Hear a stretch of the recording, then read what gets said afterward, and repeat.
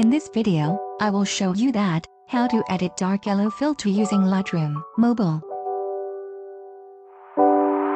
Here is the example photos before and after using this filter.